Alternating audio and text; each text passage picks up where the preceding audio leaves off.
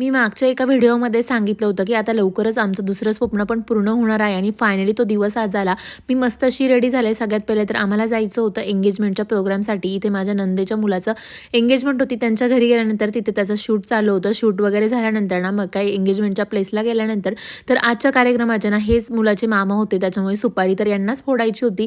सुपारीचा कार्यक्रम झाला त्याच्यानंतर ना मग लगेचच रिंग सेरेमनी पण झाली आणि ना खरं सांगते माझं अजिबात ह्या कार्यक्रमामध्ये मन लागत नव्हतं कारण ना माझं लक्ष दुसरीकडेच होते.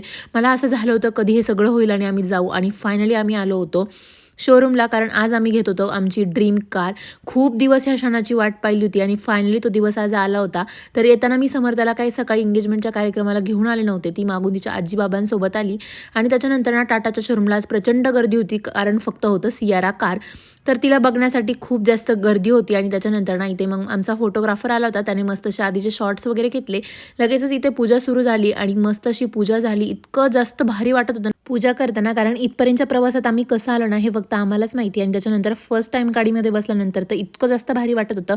मग मी तेच त्यांना विचारत होते की तुम्हाला कसं फील होतं आणि त्याच्यानंतर ना मग हे आमच्याकडे ठरलेलं असतं नवीन कार घेतल्यानंतर हे तर आम्हाला भेटतातच आणि त्याच्यानंतर ना मग काही घरी आल्यानंतर पण ना घरच्यांची इच्छा होती की घरी पण गाडीची पूजा करूयात. मग काही ते आमचे दादा आणि ताई पूजा करायला बसले. मस्त अशी गाडीची पूजा झाली. तर असा होता माझा दिवस. Thanks for watching and bye.